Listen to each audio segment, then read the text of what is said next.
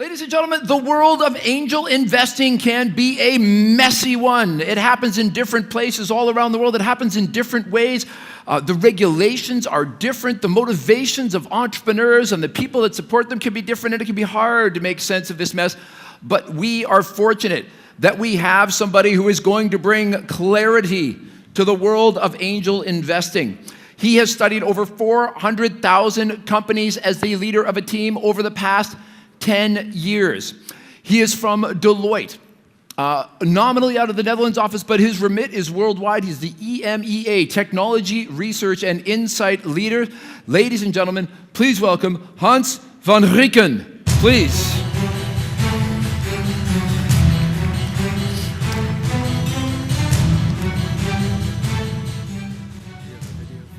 Yep. There should be a video. We are all made of star stuff. Every atom in our bodies, everything we've ever touched, seen, or heard of was once part of the stars. Over billions of years, we've evolved into lush, diverse, strange, and beautiful creatures just on this one floating blue ball we call home. We're all unique. But what makes us this way? DNA. It is the code that identifies us. Any slight deviation in DNA makes the difference between you. For millennia, we've relied on nature to write our code. We have evolved over time. Species that best adapt to changing circumstances have survived. We are beyond survival. We thrive. We all have our own DNA. It is our core beliefs, values, and principles. Our code. How do we thrive in this ever-changing digital era? Like nature, we help you maneuver through challenges and seize opportunities of the ever-changing external ecosystem. We help you rewrite your code, so you don't just explore, do, or become digital. You are digital. We are engineered to thrive. After all, we are made of star stuff.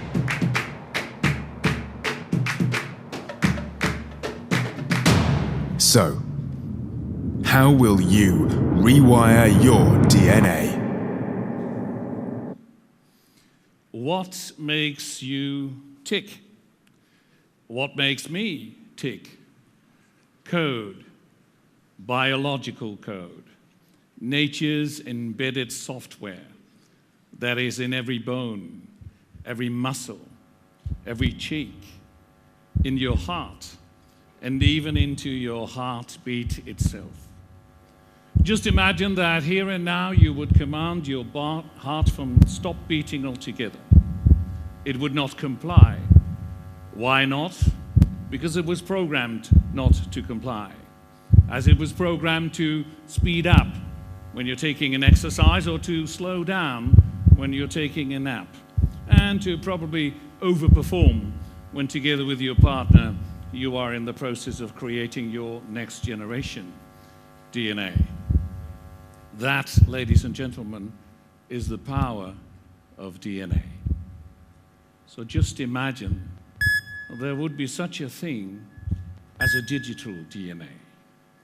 Just imagine that out there's new technologies that, in combination with the right investment, the right talent, the right leadership, could stop your current company's heartbeat from ticking altogether.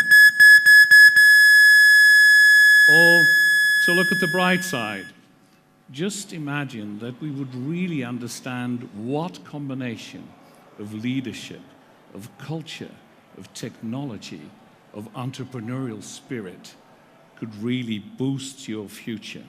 Wouldn't that be awesome? Good morning, WBAF. It is my pleasure to be here in Istanbul and to present to you some of the research that we in Deloitte have created over the past years in the field in which you are active. My role is to address corporate audiences like this one this morning and to lead a team of people that do this type of research.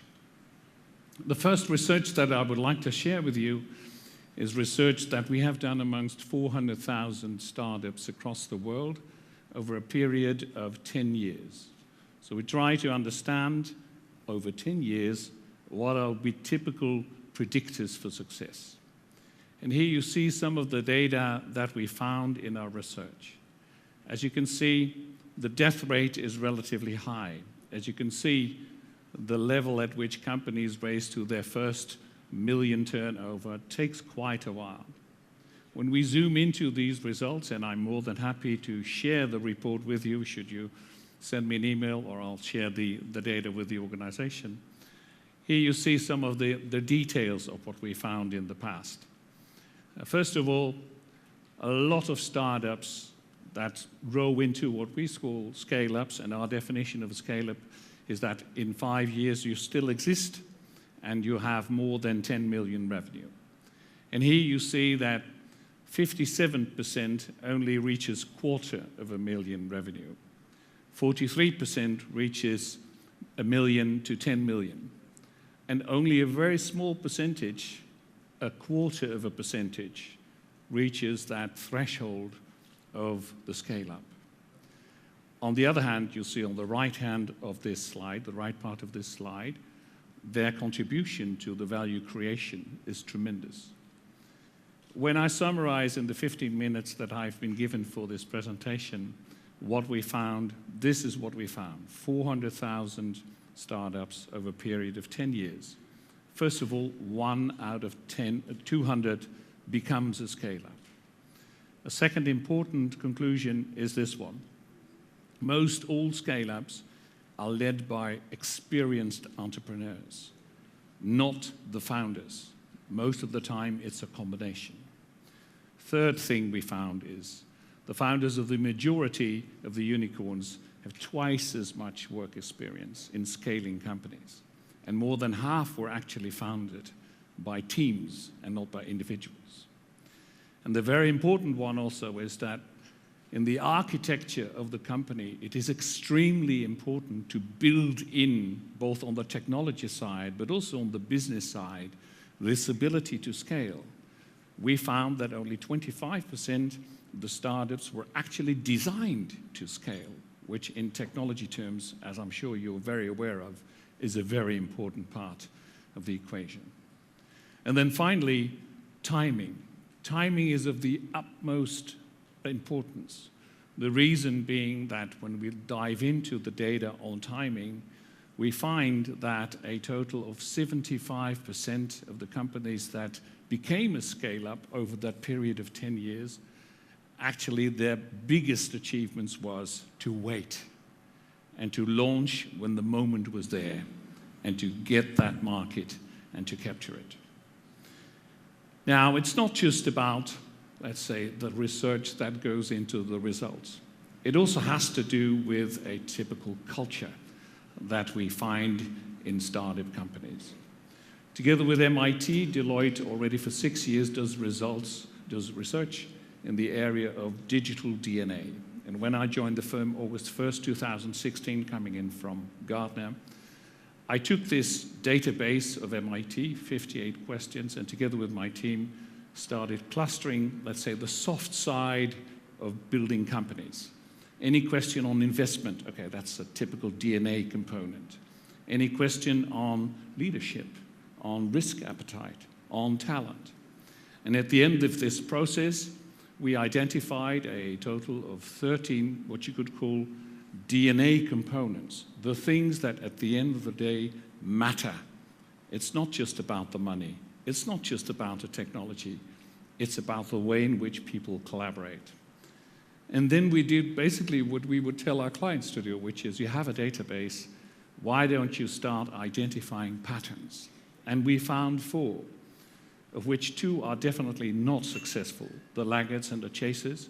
But given the limited time that I have, I'll only zoom into the 2 that are really successful. The first we call fast-moving experimenters. They have an appetite for risk and experimentation. It's plus 28% above average. They mitigate that risk by creating a portfolio of many different initiatives, 60 plus initiatives at the same time. They work agile. They work within a DevOps environment, so they can scale quickly. And you could also say on the bottom of this slide that there is not really a long-term vision. The long-term vision is we'll try it out, and the market will tell us, growth hacking, what works and what doesn't work. And then we found another configuration of companies that grow into scale-ups, and we call them talent and strategy leaders. These, first of all, focus on acquiring new talent. It's the upper one. A real investment in recruitment to have that DNA. Secondly, not to forget to help the existing workforce to keep on par with that new technology as well. What we find a lot in startups is once they really grow, then they bump into the problems of bigger companies. And they lose that entrepreneurial DNA, that digital DNA, as we call it. Also in this case, strong leadership, and very important, and different from the other one that I just mentioned, a portfolio of relatively small, let's say a small number of initiatives, 5 big initiatives instead of 60 with the fast-moving experimenters. Now, looking at this, you might ask yourself, okay, so what does this mean? Have a look at this video, because there's another dimension to starting scale-ups. Playing jazz. Playing jazz. Smoothie. Making smoothie. Calendar. No meetings today. Remember, dentist at 9:30. Fire off. Fire off. Open door. Door open. And we're gonna do one more. Oh yeah. Open door. Wrong voice command. Open door. Wrong voice command. Open. Open door. Repeat that. Open door. I didn't understand that. Hey, open door. Play on the floor. Get over the door. Open the door. Wrong voice command. Higher. Higher volume. Higher. Higher. Fire. This was also meant to make a joke. It's a Norwegian commercial. But there's also a message behind it. How many platforms did you see? 2, 3, 5, 6. 6 platforms. Voice recognition, temperature, security, music, agenda, and Internet of Things. Smoothie. These platforms are gradually walking into our life, and there's a reason why platforms are so important when you think of starting a startup. Think in terms of platforms. A colleague of mine recently wrote an article about this, and he made a distinction between, on the bottom left side, companies that produce products. What would Wall Street be willing to pay for a company that produces products? 1 time the revenue. Then on the bottom right side, what would Wall Street be willing to pay for a company like Deloitte? You know, human-intensive services, 2 times the revenue. And then we crossed the digital divide, as he called it. What would a company be, Wall Street, be willing to pay for a company that creates intellectual property using digital tools? 4 times the revenue. What would such a company be worth in the eyes of Wall Street when it would be a platform technology company? 8 times. And here he explains why that is important. Why is it important to have a strategy on platforms? Now, if you climbed behind the research, what you'd find is that the bottom left is 1 to 2, the bottom right is 2 to 3, 4 to 5, 8 to 15, and beyond.